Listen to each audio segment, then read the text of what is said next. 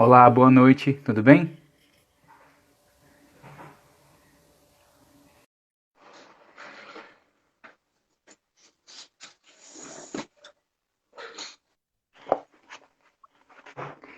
Oi, Cintia! Tá me vendo? Sim! Tudo bem, foi só o meu tablet que caiu. Tudo bem, pessoal? Como é que vocês estão? Show. Enquanto as pessoas estão chegando, eu vou lendo aqui o poema, tá bom? Calma aí. É isso mesmo? É assim que funciona? Eu não consigo me ver? Ixi, não consegue se ver? Calma aí, Não. deixa. Eu vou te chamar de novo para ver se resolve. Só um instantinho, tá Tudo bom? bem, então.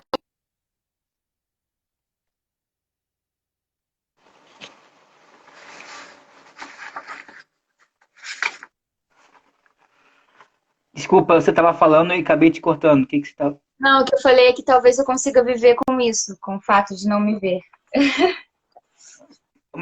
O que? Não consegue se ver?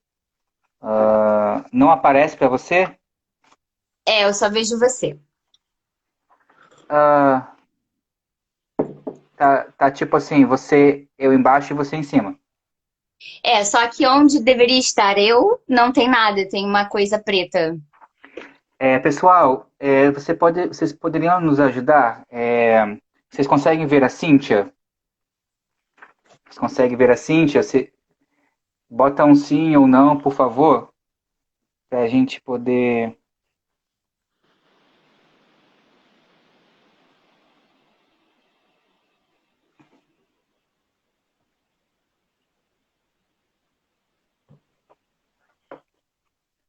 Pessoal, vamos esperar um cadinho. Você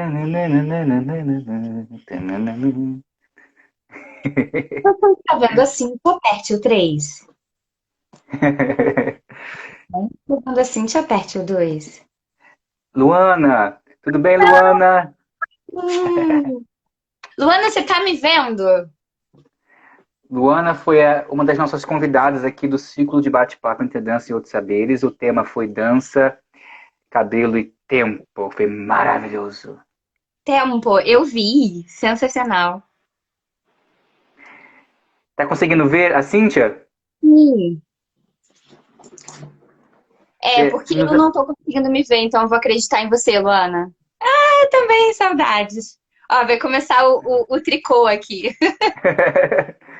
nos dá uma. Ah, viu? Ó. Então, Cíntia, só você que não tá se vendo. Tudo bem, eu posso viver com isso. Se tiver alguma coisa no meu dente, fala, gente, pelo amor de Deus. Então, já que tá tudo certo, tudo certo assim, tipo, eu sei que você não vai estar se vendo, mas tá tudo bem. Se quiser, a gente pode testar de novo para poder fazer Não, aquele tá teste. ótimo. Vai ser melhor assim, assim eu não fico olhando pra mim mesma, porque eu sou dessas.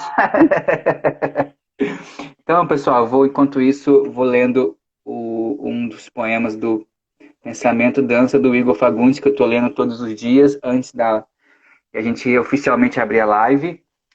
E o nome do poema se chama Morada. Estabelecer laços, romper cercas, fugir. De onde há pedras, ausências. Casa desfolhada. Redescobrir o abraço, desabraçar muralhas da casa do corpo de nós. Certeza de um dia, sem tardes chuvosas nos olhos. Então, pode a gente já pode se preparar para o começo da nossa live de hoje, que eu já estava aqui me preparando, ouvindo músicas, inclusive filipina, para poder entrar no clima do nosso bate-papo de hoje. E não podia faltar aqui os cumprimentos. Boa noite. Então, vamos lá. Meu nome é Júlio Smack, eu sou profissional da dança, mais especificamente da dança contemporânea, alongamento e dança de rua. Sou fotógrafo, videomaker e mais recentemente na parte do marketing digital. Bom, essas lives fazem parte do ciclo de bate-papo entre a dança e outros saberes. O tema de hoje é dança e migração. E migração, não é emigração. E migração, tá certo? Hoje é a live 49ª live. Amanhã será a 50ª. Então, aqui está sendo um marco divisor para a chegada dessa 50ª live em grande estilo. Inclusive, o próprio nome já traz uma sugestão de mudança, migração, trânsito, relação de deslocamento. Então, para a gente já abrir esse bate-papo com essa transitoriedade, com esse movimento que a gente começou essas lives no dia 30 de março e não paramos mais, com temas diferentes, convidados diferentes, sempre com o eixo central, a dança. E hoje, dança e migração. Bom, conheço a Cíntia já faz um longo tempo. Eu conheci na UFRJ no curso de dança, na minha graduação em dança, conheci a Cíntia através. Não lembro exatamente qual foi o ponto de encontro, mas eu sei que a gente trabalhou juntos com a professora Lara Seidler, ou Seidler, cada um fala de um jeito diferente, mas a professora Lara Seidler, da UFRJ. E aí a gente trabalhou juntos. A Lara, a Patrícia Pereira, a Lara, que estava mais à frente nessa época, mais a Cíntia. E aí a gente conversando, naquela época já surgia essa relação da migração, que na minha história eu sou filho de brasileira com filipino.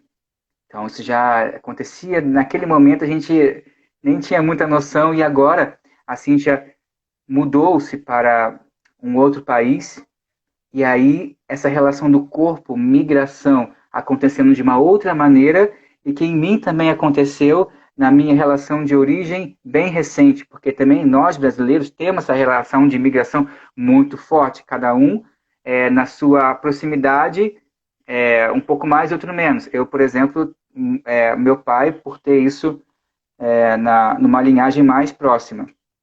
Então, isso tudo me faz refletir sobre o quanto a gente na nossa parte corporal, corpo, dança, que é nosso instrumento, aquele que abre as portas do que é a gente para o mundo, porque a dança está aqui, ó, o tempo todo acontecendo, e qual é a nosso instrumento, não só de trabalho, mas é a vivência. Como que isso se faz na minha história, como que a Cíntia se faz agora como história acontecendo nessa transitoriedade de espaço e tempo que ela precisa se rever e esse tempo também que a minha história se fez lá no passado e que eu preciso hoje em dia, eu venho resgatando aos poucos o que é essa transitoriedade, essa migração no meu corpo, quanto dança também, porque inclusive a gente estava nesse trabalho que se chama Integrar Meus Lares, nesse processo de criação, em que ele fala sobre essa transitoriedade, essa relação da ancestralidade, que, de certo modo, é o que nos faz, hoje em dia, com todo esse trânsito da vida, de lugares, de pessoas, eis-me Július aqui, eis a Cíntia Rangel do outro lado, também do outro espaço do mundo aí, fazendo a dança acontecer e com essa reflexão e essa potência que desde antes a gente se conectou e a gente está aqui agora de uma outra maneira, só que com a questão migração, transitoriedade, quiçá ancestralidade. Então, gratidão por estar aqui, Cíntia, eu estou muito feliz de, inclusive, resgatar aqueles vídeos dos nossos ensaios. Nossa, muita coisa aconteceu aqui na minha cabeça agora, depois que eu lembrei de tudo, assim. Estou Agora a gente passa o bastão, aí você pega o bastão. Sim, Yes! e aquela Cíntia é outra Cíntia de hoje, e assim como você é outro Júlio, enfim, a gente segue sempre mudando, né? Inclusive, eu tô tão distante que aqui é meia-noite, então se eu dormir, gente, por favor, sacode aí, porque... Bem, como o Júlio já disse, a gente se conheceu na UFRJ, mas antes disso eu já passei por um processo de mudança. A minha primeira universidade foi a UERJ, eu fiz História da Arte. E dentro do curso de História da Arte eu descobri a performance como um lugar de expressão. E aí eu percebi depois de me formar que eu não tinha muito para onde ir a não ser tentar viver essa paixão. Então eu fiz vestibular de novo, toda essa novela que a gente conhece, entrei na UFRJ para cursar dança e conheci a Patrícia Pereira, a Lara Seidler, ou Seidler, a gente nunca saberá. E entrei na companhia de dança da UFRJ, passei passei É. 2 anos na companhia, e mas dentro desse, enfim, dentro de toda essa novela que é a formação acadêmica e o currículo blá blá blá blá blá, no final dessa história, já chegando para a história da minha migração, eu já estava, mesmo com a universidade, assim, não sei se é aí o meu lugar agora, assim. Então, eu tranquei a universidade, tentei mestrado, estava, assim, tentando encontrar o meu lugar. E conheci meu companheiro, que é alemão. Eu tô na Alemanha, eu não sei se a gente falou isso. Não, eu deixei para você falar. Obrigada, que cavalheiro. Eu tô na Alemanha, em Munique, e o meu companheiro é alemão, a gente se conheceu no Brasil. E num determinado momento, tipo, plim, eu engravidei. E o Brasil, era assim, 2014, 2015, o Brasil estava nesse momento de transição política, mas para além disso, você sentia que a mudança estava acontecendo nas pessoas, sabe? Era um ar de ódiozinho no coração, ou alguma coisa desse gênero, e eu decidi que eu não queria ter meu filho no Brasil nesse momento. Então, a minha decisão de vir para cá não foi uma decisão exatamente profissional. Foi uma decisão de vida particular, que na verdade está tudo muito incluso, né? O fato de eu trabalhar com dança e de trabalhar, eu também dou aula de yoga e pilates, torna a minha vida muito mais flexível para, aspas, para esse tipo de mudança. Quer dizer, é uma relação de expectativa e realidade, né? Eu achava que, nossa, não, é muito mais fácil para mim migrar do que meu companheiro que tem um emprego desses moldes mais formais. Então, eu cheguei aqui em 2015, na metade de 2015, mais ou menos, muito para viver a maternidade aqui como opção. E aí acabou que tudo se transformou e eu fui ficando e ficando e ficando. Tudo se transformou aqui, tudo se transformou no Brasil também, né? A configuração política só foi piorando, ao meu ver, e eu espero que de todo mundo que está assistindo. E aí eu falei, comecei a pensar, não, eu acho que está na hora de eu viver esse momento aqui e tentar construir uma vida profissional aqui. Então, foi o meu processo migratório aconteceu dessa forma. Ah, a gente pode. Antes disso, eu queria mandar um beijo para Patrícia e Lara, que no caso foi as pessoas que trouxe essa conexão entre eu e você para poder, inclusive, chegar nessa live. Foram pessoas Sim! cruciais nesse Beijo. momento. Yes. Ah, tem uma coisa que eu fiquei pensando, porque nesse processo de imigração, né, essa coisa de viagens, de transitoriedade, do deslocamento, eu participei de uma vez eu participei de uma companhia de dança chamada Membros Companhia de Dança. Nesse processo, a gente viajava muito. Fiquei 4 anos nessa companhia e a maioria era viagens fora do Brasil. Ficávamos 2, 3 meses, mais ou menos assim. eu percebia muito esse lugar de quando a dança ia para outros lugares, que muitas vezes não era conhecida aqui no próprio território brasileiro. Quando ia para outros lugares, esse reconhecimento acontecia de maneira muito diferente. E a gente não chegou a conversar sobre isso antes, mas eu estava pensando como que isso afeta a gente quanto dança, pensar, caramba, por que que no nosso lugar de origem, a dança, o nosso corpo, o nosso movimento não é reconhecido de uma maneira tão escancarada? Não é nem tipo velada, pô, nossa, o trabalho de vocês é legal, beleza. Não, tipo, caraca, o trabalho de vocês é pá, pá, pá, pá, pá. Em vários lugares isso repetia fora do Brasil. No Brasil isso não acontecia quase que nada. Quase que era bem assim, pô, legal o trabalho de vocês, legal, bacana. E aí, esse deslocamento de espaço com o trabalho, com o corpo, com a dança, isso me faz pensar muito quanto é preciso também a gente sair do nosso lugar de origem para perceber algumas nuances de valores, de corpo também, de sensações, também sentimentos desse lugar que muitas vezes a gente não percebe por estar inserido num contexto cotidiano que não te dá essa abertura de ver o que acontece, na verdade, à sua volta. E aí foi quando eu me percebi, não, quero entrar na dança porque esse movimento, ele é reconhecido, mas a gente percebe que no Brasil é muito dificultoso a gente ser artista, em vários sentidos. Não estou dizendo um clichêzão, mas é porque realmente acontece, porque é uma experiência diária.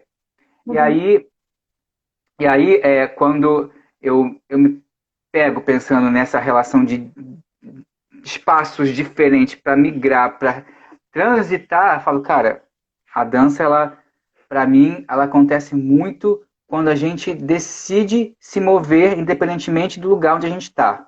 Uhum. Sim. Isso para mim é muito forte. E quando eu trouxe esse tema do Integrar Meus Lares, mais ainda ficou forte esse resgate das minhas vivências com essas viagens, percebendo que, cara, o meu pai veio lá das Filipinas, veio para o Brasil, conheceu a minha mãe. E nesse trânsito, acaba que eu preciso depois saber quem eu sou nesses dois lugares em que meu pai, por exemplo, ele não disse muito da sua história para mim. Eu só descobri depois que ele morreu. Tipo história de filme igualzinho. Ou até quando a gente acha que o filme ou o teatro está ali é, aumentando a história, cara, a vida real muitas vezes é muito mais dramática, assim, dramática no sentido Uhum. de entrelaces de coisa. E aí, É, eu acho que pensando, a principal diferença é que geralmente o filme tem final feliz, né? E a vida não é bem assim.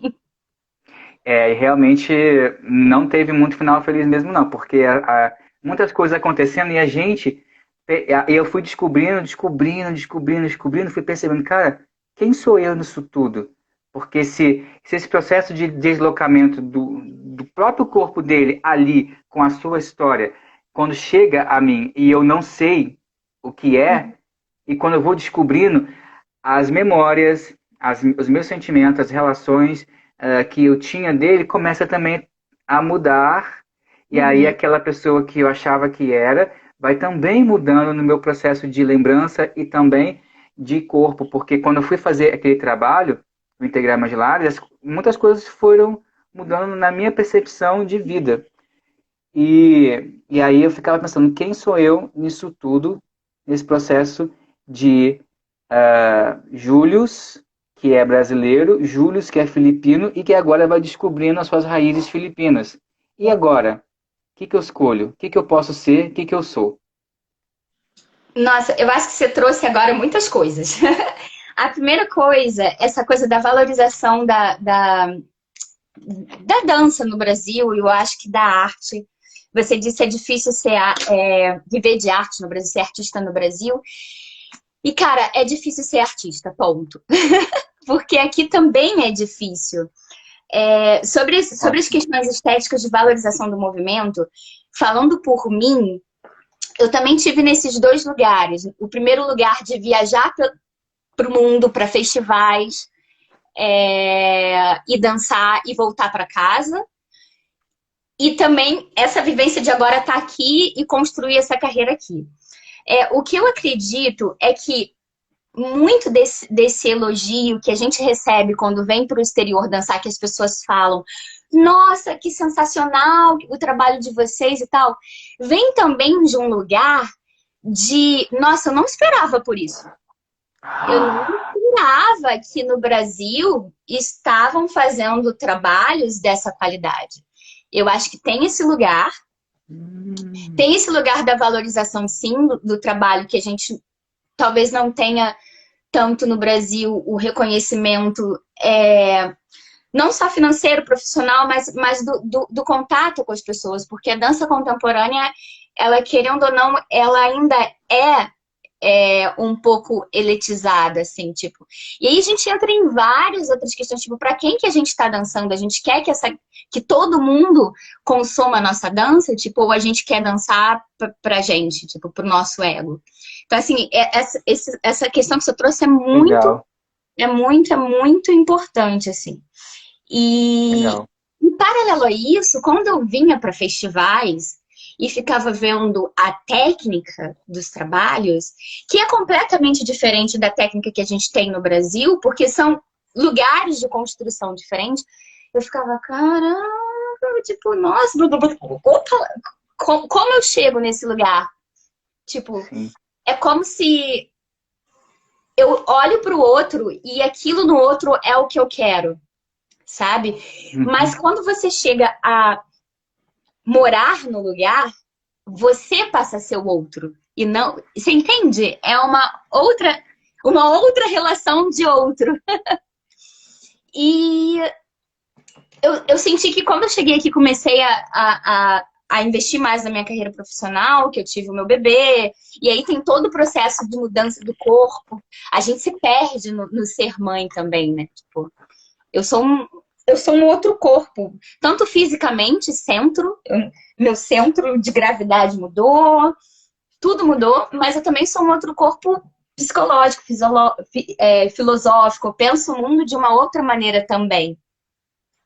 Mas quando eu comecei a fazer aula e tal, eu falei, não, eu vou buscar essa técnica da dança europeia, porque, né, é isso que eu quero pra mim. E não, gente, não.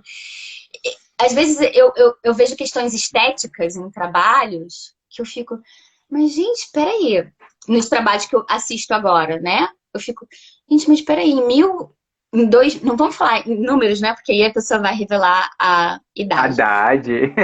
Mas em alguns anos atrás a gente já estava pensando isso na faculdade, questões estéticas, filosóficas, e que aqui é tipo, uau, que novidade! O contato com o outro, sabe? Essa coisa do olhar, que é cultural, sabe? A gente tá aqui conversando pela câmera, mas eu sinto essa troca, esse contato olho no olho, esse estar presente.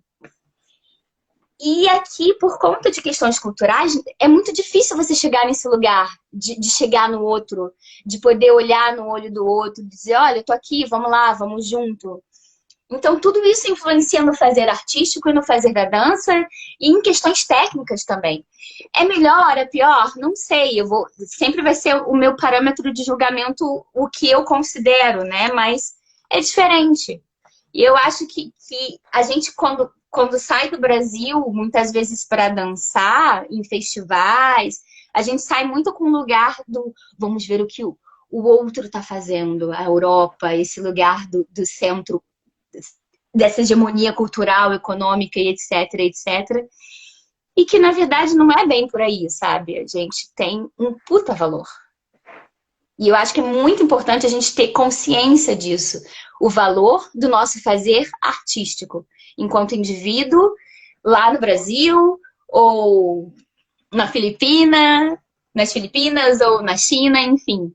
O valor que a gente tem como indivíduo artístico e o que esse valor traz para o mundo, que só você tem, que só eu tenho, que só a Luana tem, que só a Mayara tem, enfim, todo mundo que tá aí vendo. Yes! Deixa eu mandar um beijo pra Lissa também, Lionel. Maninha, Minha... minha irmã, te amo. Ok, desculpa, não resisti. Não, pode fazer à vontade. Minha mãe também acho que tá aqui na live. Beijo, mãe. Cíntia, muito bacana essa maneira de você trazer essas questões para a live, porque nesse momento de quarentena a gente está refletindo muito, inclusive, sobre o nosso fazer artístico. É porque no país assim, X é mais interessante na arte, outros X, Y, mas a gente está vendo essa relação global que se horizontalizou muitas coisas. E você trazendo essas reflexões, a gente pode, inclusive, valorizar muito mais quem somos como brasileiros artistas. Sim, com certeza. Eu acho que, assim, uma coisa importante de colocar por mais que exista, por mais que eu tenha dito, é muito difícil ser artista em qualquer lugar. Existe. E eu acho que é muito difícil, nesse momento de quarentena, é muito difícil ser humano, né? Porque as relações de trabalho contemporâneas, elas são muito flexíveis, assim. As pessoas não têm uma estabilidade econômica, independente se você escolheu a arte, independente se você escolheu o direito, a medicina. A gente está no momento de repensar as relações de trabalho de uma maneira geral. Com relação à arte, aqui na Alemanha as pessoas são divididas por categorias de salário. Você alcança um patamar, você vai para uma categoria de salário X, Z, e a maneira como você contribui com seus impostos é relativa ao quanto você ganha. Nossa, super socialista isso, né? Mas enfim, vamos mudar de assunto. Não vamos entrar nesse assunto. E aí existe uma categoria aqui que chama categoria artística, que você tem que provar que você é artista, com contratos, enfim, pela sua formação. E a partir disso, você tem certos direitos e deveres. Você contribui com seus impostos num patamar X, você tem direito a um seguro-desemprego, você tem direito a um plano de saúde, porque aqui não existe plano de saúde público, todos são pagos. A diferença é que as pessoas pagam de acordo com o que recebem. Então, se você é artista, você entra nessa categoria de pagar um plano de saúde um pouco menor. E aí, o que aconteceu na pandemia? Durante a pandemia, para quem está dentro dessa caixa, que chama... É difícil traduzir, mas é caixa de artistas, ou categoria de artistas, está sendo pago o valor de 1.000 euros por mês, a princípio durante 3 meses, e à medida que a pandemia que a quarentena vai se alargando, esse tempo vai também sendo revisto. Então, seriam 1.000 euros por mês, que é um valor considerado ok para se viver em Munique, assim. Então, assim, eu não sei como está acontecendo isso no Brasil, mas pelo que eu vejo de feedback dos meus amigos, existe a remuneração emergencial, que é uma coisa ampla para todo mundo, e principalmente para os militares, né, como a gente pôde observar.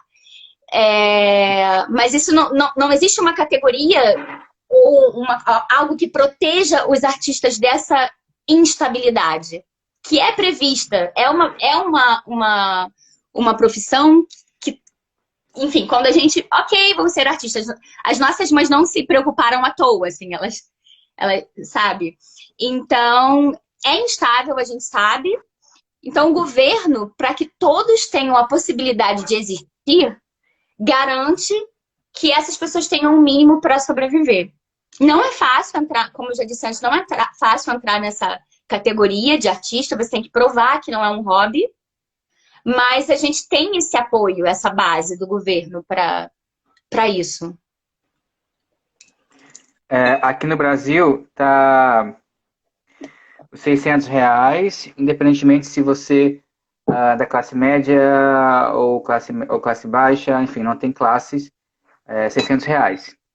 Ah, e aí tem várias reflexões que a gente podia falar sobre isso, que inclusive uma delas, que muita gente fala sobre Bolsa Família, e que Bolsa Família, aliás, algumas pessoas reclamam sobre esse valor de R$ 600. Imagine só, Bolsa Família, que é muito menor do que R$ 600, pessoas falam que não conseguem sobreviver. Então, isso é só um apontamento de como as coisas relacionadas à política, à questão da valorização e do ser humano estão começando a serem revistas. Como R$ 600 a gente não consegue viver, e sendo que existe Bolsa Família, estou falando isso, uma das coisas que eu fico refletindo e que eu acho que faz sentido para mim. Claro que pode ser algumas pessoas que estão falando aí, nada a ver, ok. Mas é uma reflexão desse valor de R$ 600 e que você traz essa contribuição sobre o que está acontecendo aí na Alemanha, que é 1.000 euros. Que aqui R$ 600 a gente vê que é quase que impossível viver com R$ 600 mensalmente.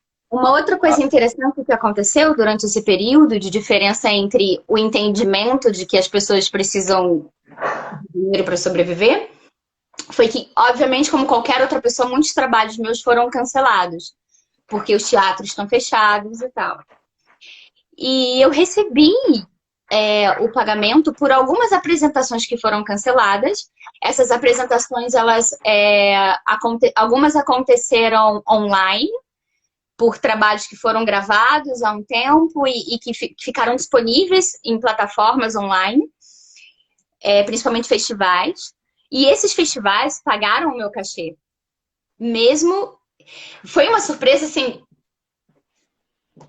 E eu acho um absurdo a gente ficar surpreso por isso, porque é o certo se fazer. Existe um contrato que foi assinado e as pessoas têm o entendimento de que o outro é um ser humano e que precisa sobreviver. Então é óbvio, só que a gente fica assustado com essas obviedades, assim, com os traços de humanidade que ainda existe no outro, assim. Então, Legal durante a isso. pandemia, eu tenho sentido bastante a diferença entre estar aqui e estar no Brasil, assim. Por mais que eu sinta bastante falta da minha família, Karine, te amo, beijos. Minha irmã. Isso faz muita falta, mas o que eu queria era trazer todo mundo para cá. Vem todo mundo! Mas como não dá, a gente fica, enfim, torcendo para que tudo corra da melhor maneira possível aí. Aqui a Luana botou um comentário. Olha a diferença dessas realidades. O auxílio emergencial aqui está em processo de aprovação ainda, por um valor bem baixo. Tem muitas pessoas que eles estão nesse processo de análise do processo, tá lá, em análise o tempo todo, e olha que esse valor é bem baixo. Realmente. Aqui tá variando, assim. Existem pessoas que conseguiram o auxílio em 3 dias e outras que também estão esperando ainda a resposta. Eu acho que isso também varia, assim. E aí, Só mais uma. A Mayara colocou. Acho que aqui estão todos os artistas que têm MEI, recorrendo ao auxílio emergencial. Não sei de outros valores ou benefícios. Halu Shemian, um amigo, que não deve estar entendendo nada, porque ele é alemão, Aba. Eu te cortei, desculpa. Não, tudo bem. E aí eu acho que a gente podia um pouco voltar para o tema, aproveitar esse gancho dessa coisa da família, né? De voltar para o Brasil. Que eu falei que eu sinto que eu tô bem aqui nesse momento. E uma coisa que eu sinto muito dessa diferença do corpo que migra é que quando eu volto para o Brasil que eu tenho saudade na minha memória, que é o Brasil do carnaval, o Brasil das pessoas que eu amo, o Brasil do fundão, que era horrível, chegar lá era muito bom. Esse Brasil não existe mais.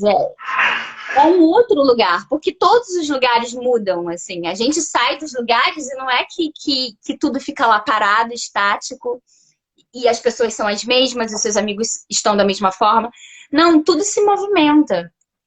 E no caso do Brasil, tem esse movimento político super direitista que deixa as coisas mais complicadas. Então, o que eu me sinto num não lugar, sabe? O vão entre o trem e a plataforma, assim, tipo, porque aqui não é minha casa, não é o meu lar, eu não tenho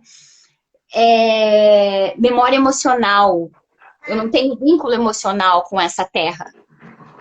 O vínculo emocional que eu tenho é com o Brasil que não tá lá. Então é muito louco. Quando eu tô lá, eu quero estar aqui. Quando eu tô aqui, eu quero estar lá. É muito louco quando você não tem mais essa relação de casa. E aí as pessoas provavelmente pensam, não, mas a sua casa é o seu corpo, sabe? A sua casa é o lugar, o corpo é o seu lugar de habitação. E isso é lindo, mas não é verdade. Porque a gente, às vezes, está em conflito com o que a gente é também. Na verdade, quase o tempo todo. Mas, enfim, se você não é um ser iluminado, fantástico, sensacional, o alecrim dourado que nasceu no campo, sem ser semeado, o conflito Fica a dica. o conflito com você mesmo, com quem você é, tá sempre ali. E quando você passa por esse momento, por essa migração de ir para um outro lugar, em que o seu corpo se adapta às regras e costumes e convenções do lugar, porque ninguém é uma ilha, você precisa viver com o outro. Então você se molda, de certa forma, às convenções daquele lugar. E aí você se descobre num corpo que não é exatamente aquele corpo que era teu, sabe? Por exemplo, eu vou dar um exemplo muito louco. Eu tô em Munique, que é como se fosse a República de Curitiba da Alemanha, sabe? É um lugar mais ao sul, mais soberbo, as pessoas têm mais dinheiro, não sei o quê. Tipo, a galera é mais, somos a República de Curitiba, tipo isso. Desculpa, Curitiba, mas foram vocês que falaram, não foi eu. Eu tô repetindo. E aí, às vezes, quando eu vou para Berlim, que é um lugar muito mais internacional, Berlim lembra muito São Paulo, a mistura de São Paulo com Rio, assim, a galera vive mais a rua. Eu me sinto muito diferente. Aqui você tem um limite de contato com o outro, sabe? Você não pode exatamente tocar o outro, você não pode olhar muito para o outro. Tem essas convenções de você tem que ficar no seu lugar, no seu corpo. Tipo, a sua quinesfera é o seu limite, mas não avança muito para fora dela que você vai tocar no coleguinha. E aí eu fui fazer um workshop em Berlim há um tempo atrás, há uns 2 anos atrás, com um coreógrafo brasileiro chamado Ricardo de Paula. Ele tem uma companhia chamada Grupo 8. E a gente lá no workshop e tal. Quando acabou no workshop, as pessoas vieram me abraçar assim, nossa, foi muito legal te conhecer. Eu fiquei, gente, as pessoas estão me tocando. Tipo, o meu corpo deu uma blanqueada, assim, sabe? Não, peraí, calma, só um abraço, assim. Tipo, ok, abraçar tá podendo, sabe? E era só um abraço. Eu fiquei chocada com aquilo, porque o meu corpo se moldou ao fato de não ser tocado. Isso foi muito rápido. Muito rápido, porque há 2 anos atrás, quer dizer que eu estava aqui há 3 anos, assim.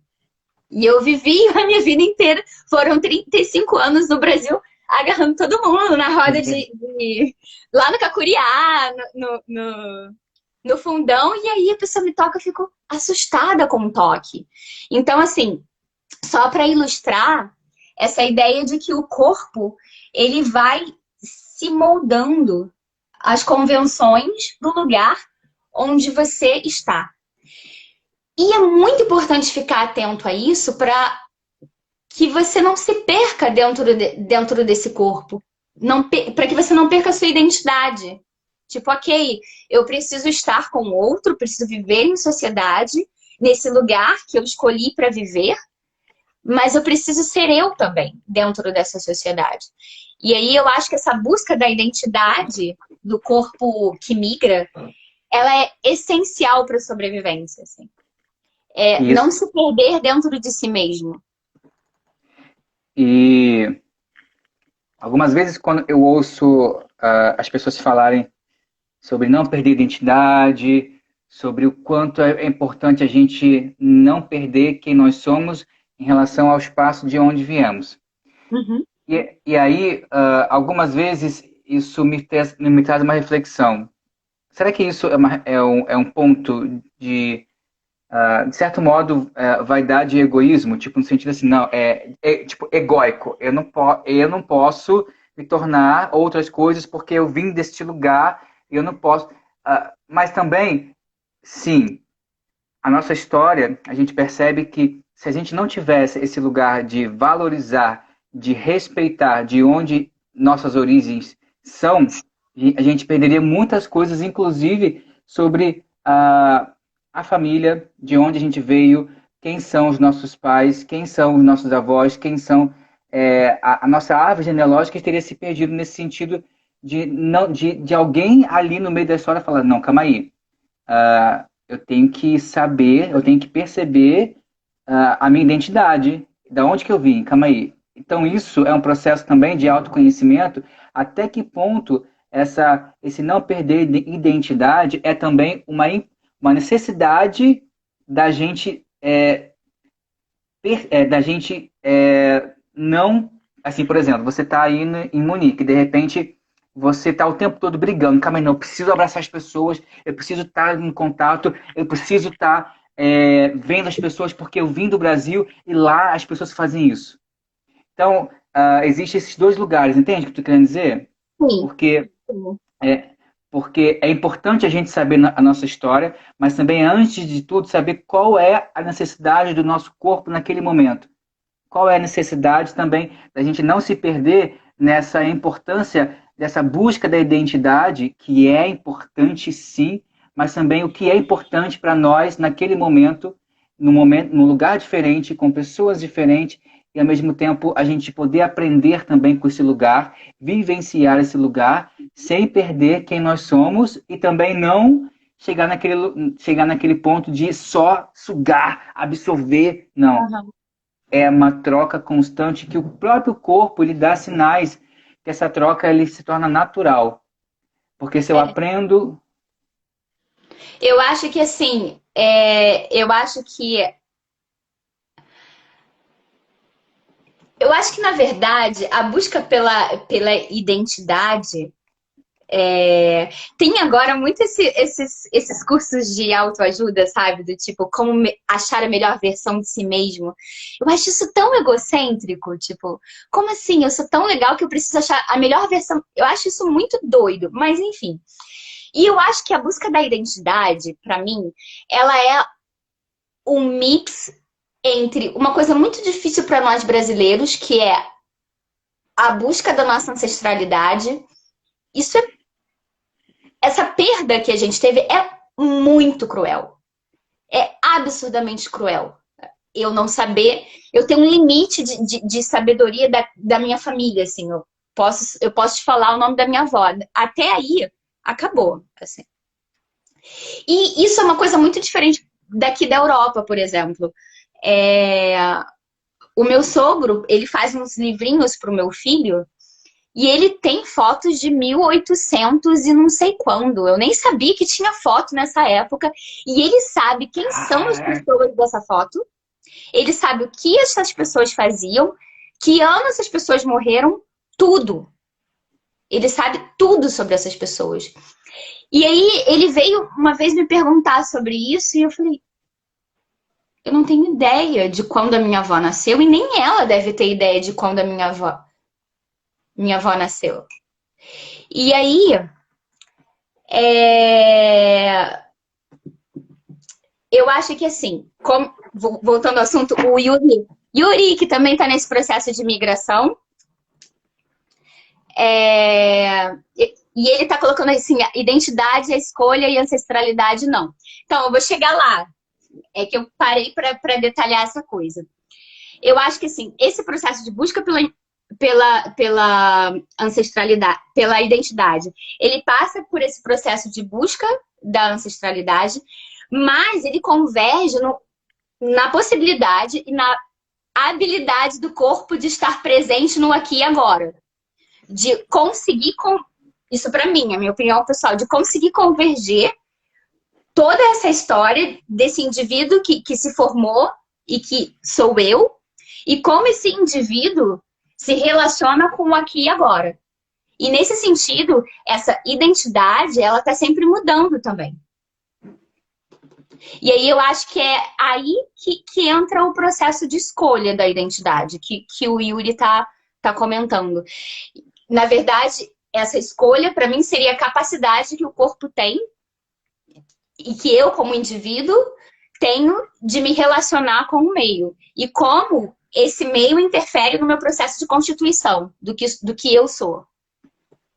Acho que a Mayara colocou, ela perguntou qual a dor dessa adaptação do corpo na migração. Aí depois ela colocou,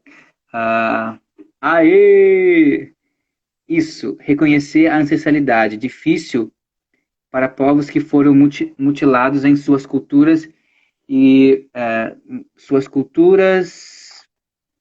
por culturas dominantes. Sim. Sim. Respondendo a primeira pergunta, a dor, ela é cotidiana, assim. Todo dia é um tipo de dor, a dor da saudade, e a saudade dói no corpo. Eu tava falando com uma amiga que, por exemplo, uma coisa muito doida, essa coisa da comida, sabe? Tipo, da saudade que eu tenho de comidas brasileiras, mas não é da comida, eu tenho saudade da minha mãe, tenho saudade das, sabe?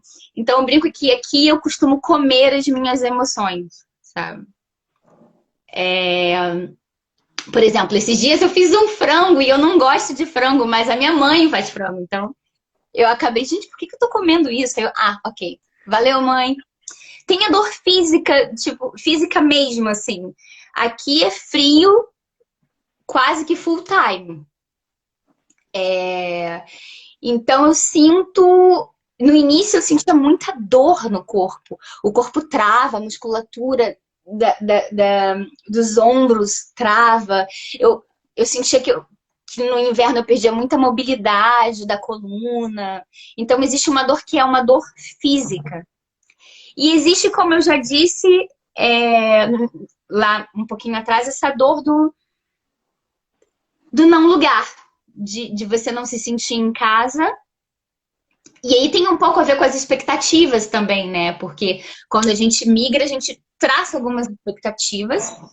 E quando eu vou para o Brasil, eu penso, agora eu vou para o Brasil, vou para minha casa, vai ser lindo, vai ser incrível, vai ser sensacional. E não é, porque como eu já disse, o Brasil, que eu tenho saudade, não existe mais. Então tem essa dor de não ter casa, de não ter esse lugar. Que também pode ser legal, porque o mundo é grande pra caramba também, né? Então, assim, não ter essa raiz talvez pode ser interessante. Tem uma coisa que... tá. Deixa eu ler aqui, que eu acho que ela faz parte do seu comentário, da sua fala. O Yuri colocou saudades da comida. Para mim, essa saudade de comida, para mim, é muito ligado à ancestralidade e identidade. Comer era um ato que fazia com que minha avó, minha mãe e eu continuem usando as receitas dela. Sim, sim. E eu acho que tem muito também essa coisa do saber oral, né? Do cozinhar junto, ou mesmo quando você é criança, de você não estar lá junto, mas você tá ouvindo a sua mãe. Tipo, eu tenho as histórias da minha mãe fazendo rabanada, que ela odeia fazer rabanada, mas ela fazia todo ano, ela fazia rabanada, reclamando da rabanada. E no meu Natal, mesmo aqui, não pode faltar rabanada, porque é a rabanada da minha mãe, sabe? Independente do gosto da coisa, do cheiro. Isso também é muito corpo, né?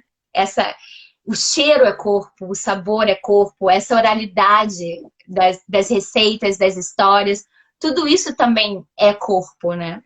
A gente tem Tá quase chegando nos 10 minutos finais. Gente, mas a gente tem muita coisa para falar. Ai, tem uma coisa que é só para complementar o que a Mayara falou sobre as culturas dominantes. A minha outra origem, que é as Filipinas, também teve uma cultura dominante muito forte na sua parte histórica, porque os meus bisavós, se eu não me engano, acho que até aí a minha família sabe, porque antes disso teve a vinda dos japoneses que fizeram, que tiveram, acho que algum tipo de guerra, não lembro exatamente, porque eu já perguntei isso para minha tia, e eles não sabem do meu bisavô para trás, porque antes disso teve um massacre, alguma coisa meio assim, e a gente não sabe, não tem. E porque quando eu falo para as pessoas, o seu pai era filipino, legal, não sei o quê, cara, mas tem muita história dessa, porque eu fui buscar para saber como é que foi, como é que é a minha família, como é que tem essa parte da árvore genealógica, e assim, tem coisas bem pesadas, como também teve aqui no Brasil esse apagamento da cultura de lá. A cultura de origem foi também muito, muito massacrada pelos, enfim, não importa quem foi, mas que isso aconteceu. Eu tive com os meus sogros no Brasil, muito para eles conhecerem a família, né? E a minha família, porque o meu sogro tem essa viagem com árvore genealógica, e ele ficou, ok, eu desisto. Desistiu, porque não dá, é muito difícil. E no caso do Brasil, a coisa é tão perversa, porque toda a documentação da escravidão, ela era. Porque escravos eram negócios, né? E um negócio muito lucrativo. Então, tudo era muito bem documentado. Cada escravo que chegava, quantos morriam. Então, assim, a grande questão é que toda essa documentação foi desumanamente queimada. Então, assim, não é que nunca existiu, era impossível saber. Era possível saber, mas isso nos foi negado, assim. E aí tá aqui na Europa, no meio dessa cultura hegemônica, faz também com que eu me perceba mais negra ainda, sabe? 10 minutos! Aliás, menos, agora 7. Tá, e aí o que eu faço com essa informação? Tô nervosa, tô nervosa, tô Eu nervosa. também. Tá. Tá. E aí, por exemplo... A gente faz muito rápido as considerações finais, pronto. Tá, vou fazer muito rápido as considerações finais. Eu vou colocar essa minha fala dentro das considerações finais, tá? Isso, então, melhor. O que acontece? Coisas que já aconteciam no Brasil e que estavam mudando por conta de políticas afirmativas, que é o que eu tô dizendo, eu sempre ser a única negra do rolê no Brasil, isso já não rolava mais. Porque a gente tem aí, por exemplo, a UFRJ tem vários e vários pretos e pretas na UFRJ, isso é sensacional. E aqui eu voltei a ser a única negra do rolê. E quando tem uma outra negra, as pessoas confundem a gente, porque, né, preto é tudo igual, né, pra essa gente. Então, assim, isso ficou muito latente pra mim e fez com que eu quisesse ainda mais buscar a minha ancestralidade. E daí surge o trabalho que eu dancei agora no último festival. Foi meu primeiro trabalho solo como coreógrafa e bailarina. E disseram que eu tava numa pior, né? Mas só que não. Chamado A Carne Mais Barata do Mercado. Que além de ser uma busca dessa minha ancestralidade, de viver isso no meu corpo, é também uma busca pela minha estética de dança. Porque quando eu ia para os festivais, quando eu assistia os trabalhos, eu via que tinha uma movimentação predileta, uma predileção por um tipo de movimentação que não era a minha. E que muitas e muitas vezes eu tentei me adequar a esse movimento. E eu, não, vamos lá. É legal, porque faz parte do que a gente falou, dessa construção de identidade, como você tá com o outro. Mas também fez com que eu perdesse esse meu movimento, que é meu, que foi o que eu disse no início. é o que eu tenho para dar para o mundo. Então, esse trabalho, ele também é uma busca identitária pelo meu movimento, ou uma revisita, uma reconciliação ao meu movimento, sabe? E aí, depois a gente pode deixar, esse festival acontece, ia ser um festival nos formatos normais, e agora ele é um festival online, e eu vou deixar o link nos comentários quando você colocar a live enfim, no Instagram. Bem, é isso. Migrar não é fácil. E eu acho que, na verdade, o corpo ele está sempre em transformação. E eu acho que a gente tem que ouvir essa transformação, independente do lugar que a gente está. A gente precisa se ouvir o outro, e junto desse processo de conversa, de diálogo, construir, se reconstruir sempre. Nem sempre é fácil, na verdade, geralmente é difícil. Mas é isso, é estar aberto e presente no lugar onde você está. Acho que essa é a minha consideração final, assinei. Não, a gente agora tem 5 minutos. 5 minutos, então, ok. Alguém quer uma cerveja? Se você quiser complementar, fica à vontade. Aí a gente deixa 2 minutinhos. Eu acho que é isso. Você quer... Tem alguma pergunta? Mais alguém? Sei lá. Ó, aqui tem uma fala da Maiara. Amigos, sintam-se abraçados. Muito carinho por vocês. Partilharem tão fortes sobre mudanças, sobre coisas tão fortes, sobre mudanças neste instante de pandemia e mudança global. Beijo, Maiara, você é muito querida. Dea, beijos. Caramba, calma aí. Como disse, é um pouco difícil de mexer nisso aqui. O Yuri colocou, continua mais 1 hora. Eu queria, mas a gente não dá para fazer isso. Por questão de organização, é melhor deixar ser 1 hora. Desculpa. Ai, caramba, é muito difícil mexer nesse negócio. A apresentação da Cíntia no festival tá maravilhosa. Quem botou? Foi a Dea. Dea. Também vou assistir. A Dea foi uma amiga que eu conheci. Te amo. Casa comigo, Dea. Ela é sensacional. E ela passou por esse processo de volta para o Brasil. Que não é fácil. É de uma coragem, assim, sensacional. Ela trabalhou muito tempo aqui, em outros lugares da Europa também, como tradutora. E agora ela está passando por esse processo de migrar de volta para o lar, assim. E é uma pessoa que eu admiro muito e que não é fácil fazer esse caminho de volta. Beijo, Deia. Seja bem-vinda. Então, vamos para as considerações finais.